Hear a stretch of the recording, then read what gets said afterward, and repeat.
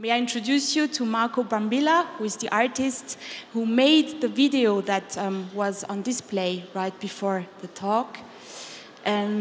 Marco, maybe should we start with your background?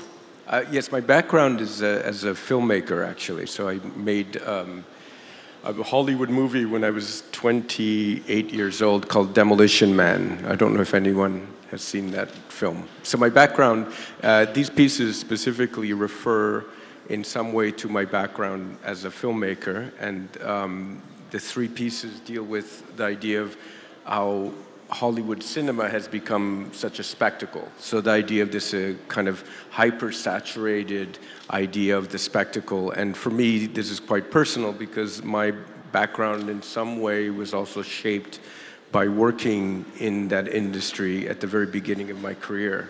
So it's a very personal statement as well. And what about your childhood or your youth? What was your relationship to movie? Oh, I was always a very avid film goer. So I was a huge fan of especially European films, like a lot of Antonioni, Fellini, Stanley Kubrick, obviously. So I watched maybe 3 movies a day. And this work also refers back to my memory of film and my understanding of the nuances and the emotions that would be that I would think of a specific film, and looking back at it maybe 20 years later or 30 years later, it's not the same as I remembered it.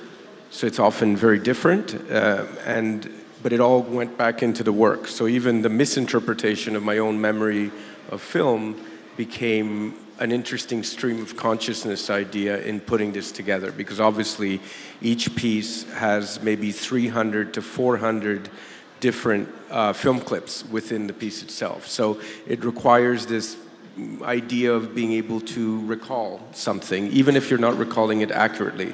So we often remember things in a very different way from the way they actually were. And in this case, there were many happy accidents that occurred as I was putting it together based on my own flawed memory of a film I'd seen when I was very young. So it's an interesting disconnect. Yeah. And what was your motivation when you were young? Why did you want to watch 3 movies a day? Was it your passion, or were you already collecting some images? I think film serves this function as an escape vehicle for many people. So in my childhood, I wasn't extremely social. I was very much by myself. So for me, watching films was a way of escaping my daily life in a way, and a more fantastical thing. Also, films tend to evoke a very strong emotion in people.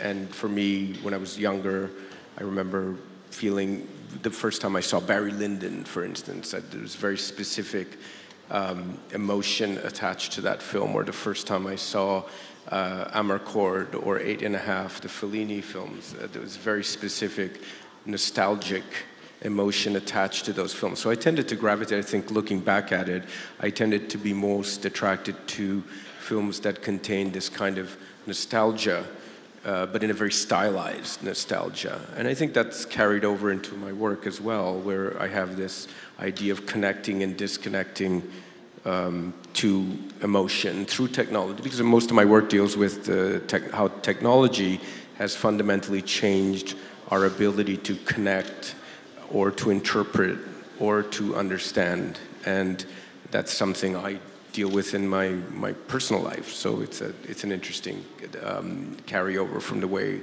I interpreted films when I was young as well. And were there movies that you watched several times, or were you more watching one movie after the other? Did you have some favorite movies at that time? Yes, I remember, I think when I saw 8½, because it dealt with filmmaking itself, and it dealt with the idea of this creative impulse and the obstacles to the creative impulse.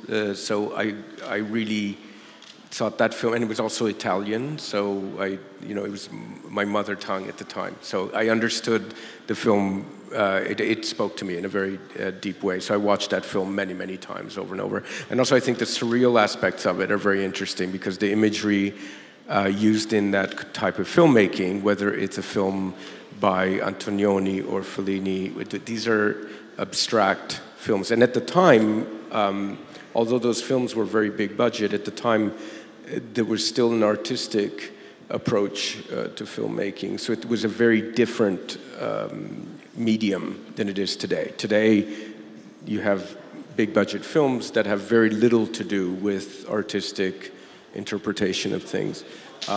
So at the time, those films had a great impact because visually, they took advantage of the full spectrum of the tools that a filmmaker has, which is music, choreography, acting, staging. So you have this incredible spectrum to create a singular vision.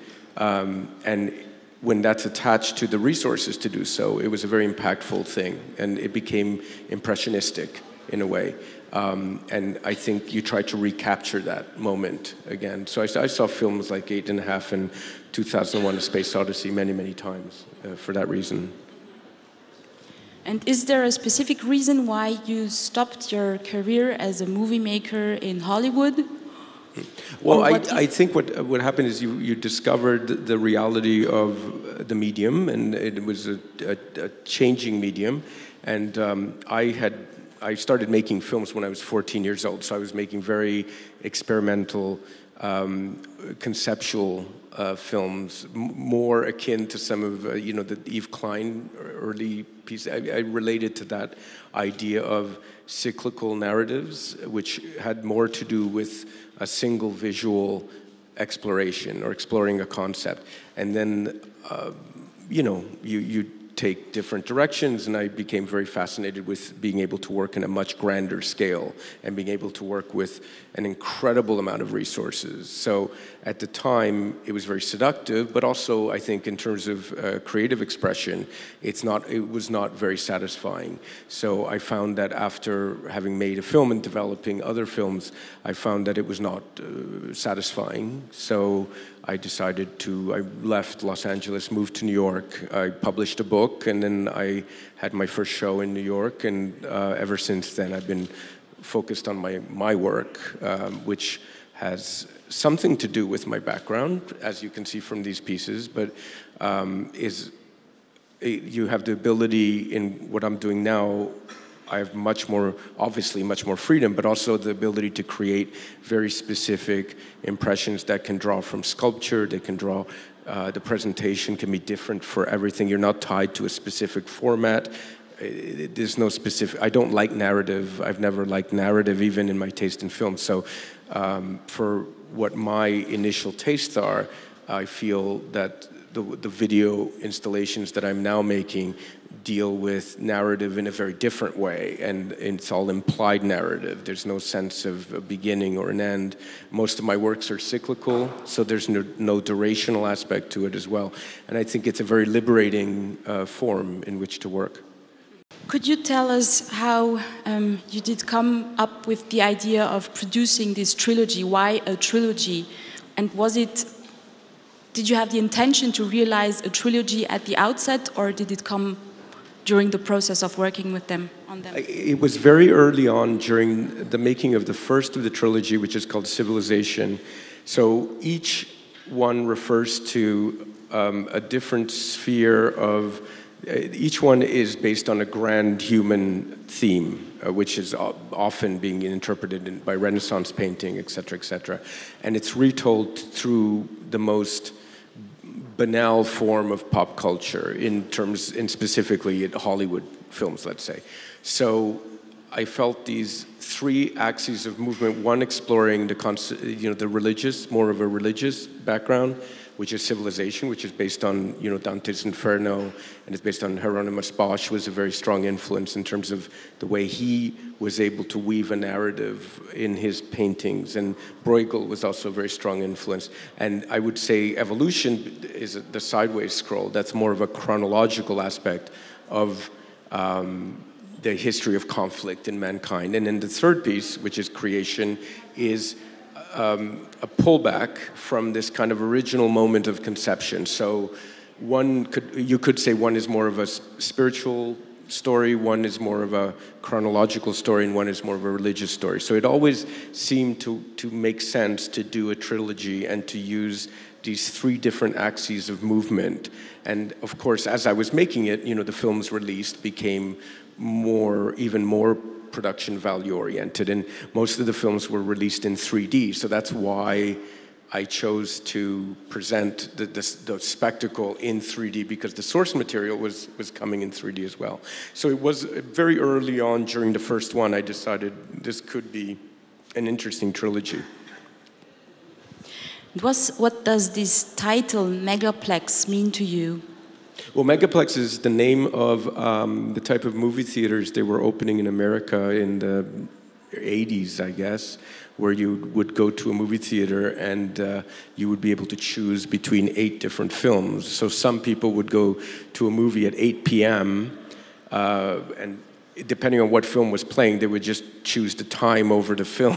So you could go to a comedy, and there would be 3 screens showing one comedy. So now what's happened since they started opening megaplexes, you have digital prints now in cinemas. So if a film is not doing well in the first night of release, they can remove it from 4 screens in the megaplex and then give it to films that are doing better. So the idea of this consensus informing our taste. So we live in this era of consensus now, arguably. And in film, that's also happened through technology, because technology has allowed theater distribution to remove films instantly. Like, they don't have to send prints anymore. So there's no analog system. So content has become slightly interchangeable. And I don't know if you go to a megaplex movie theater now, the trailers you see will often look like they're made from the same film. An action movie, the characters all talk the same way. Doesn't matter which movie. A fantasy film has a certain language of its own.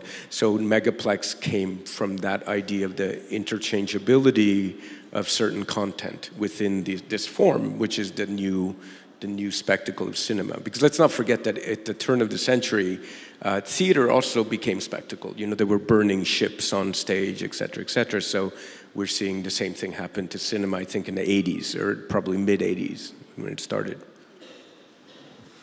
You call your work a video collage. What are your criteria for the selection of this sample of images? Well, I usually make these pieces as a still image first. So we have a very large-scale tapestry of images, all done as still images, and it's done very low-tech. So it's done with pictures that are cut out, and you have a huge scroll on the floor, and then I find a marker that says, okay, this is going to be hell, this is going to be purgatory, this is going to be heaven, this is going to be the past, the present, the future, et cetera, et cetera. And then once I'm happy with the general composition, then I will take the footage and actually have the characters looping and moving. So then I put it together in computer software that allows me to composite together different moving images. And that's why it's called a video collage. So it's not a collage in the sense that it's trapped in time, but we have movement. We've introduced the element of time and movement, although the characters are looping, so they're in effect trapped in the collage anyway, but there is a sense of movement, and then obviously there's a sense of scrolling movement as well. This movement is enhanced by... He cued the whiskey? This movement is enhanced by the music, yes. And the music plays an important role in your work. Why did you choose classical music? Why did you choose ballet music by Prokofiev and Stravinsky? I think the movement, I mean, I started with the Rite of Spring with Stravinsky because Bernard Herrmann, who wrote many, many film scores, all the classic film scores, a lot of Hitchcock film scores, for instance, he based a lot of his film scores on Stravinsky. So Stravinsky was like the source material for that. So I thought it'd be interesting to go back to the source and sample the source rather than using traditional film score music. So it goes back to the idea of the human theme and finding one anchor that preserves a sense of nobility. So the classical music has that function. Also the fact that it's ballet or waltz, since these pieces are continuously moving and there's a processional aspect to them, the ballet suits that very well. And in fact, the last piece with the waltz, the Cinderella Waltz by Prokofiev, the circular movement, obviously, with the waltz worked very well. And I thought Prokofiev also has a very sarcastic and very dark approach to his work. So it's very beautiful, but it's also quite cynical in a way. And I think that was a great component to have with the work. What kind of music do you like? What kind of music do you listen to? Mostly, I like classical music. I like Liszt, you know, mostly classical music. Amongst all the, you said 300, 400 of movies that you picked some images out, I chose 3 movies. Maybe you want to tell us something about what comes to your mind about these titles. One of them is E.T. You see this famous scene where the 2 fingers touch each other. What comes to your mind about E.T.? I never liked that film. I'm not a huge Spielberg fan, but I thought that was the perfect image to join the future and the beginning of the past. It's this primordial thing, and it was also so iconic because when you think about it, everybody knows what these 2 hands, and when Spielberg made the film, there was this idea of the Sistine Chapel. So he's going back to his grand statement in that film, and I thought it was interesting to kind of reprocess that into this work. So, but I don't like the film. I saw it just once. Movie number 2 would be Scarface by Brian De Palma.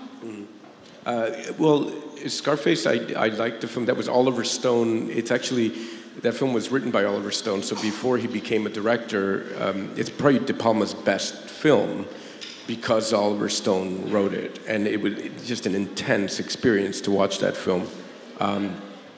And there was one moment in that film when Al Pacino looks up and he sees the Goodyear blimp, and it's, you know, the heavens are speaking to him through the form of an advertising on a blimp, and he said, "The world is yours." I thought that was the most preposterous juxtaposition of ideas, and I thought in Heaven with Arnold Schwarzenegger, that would suit that moment. I thought that was an appropriate moment. And movie number 3 is Clockwork Orange by Stanley Kubrick. Oh, yeah, that was probably my favorite movie of all time, I think. And that was also the only film in any of the pieces where I had to digitally manipulate the source image because we couldn't fit the 4 droogs on the wall of China. There was no room on the wall of China to make the characters large enough and to have the spacing. So we had the choice of either using 3 characters or cutting out the 4th character and moving him over slightly to put him on the wall. So we had someone in, all the cutting out was done in the Philippines. So we had people in the Philippines cutting out all the characters, and we cut out that 1 character and then moved him over a little bit to work with the Great Wall of China. That was the only time we changed anything. Mm-hmm. My last question would be a quite personal question. Do you often go to the cinema, or do you prefer to watch movies at home? Oh, I like to go to the cinema, yeah, very much. I prefer that experience to watching films at home, definitely. There's certain, you know, every year there's 4 or 5 interesting films made, and it's good to see it in the proper context. Good. Thank you very much, Marco. Thank you very much for coming to Basel for this talk.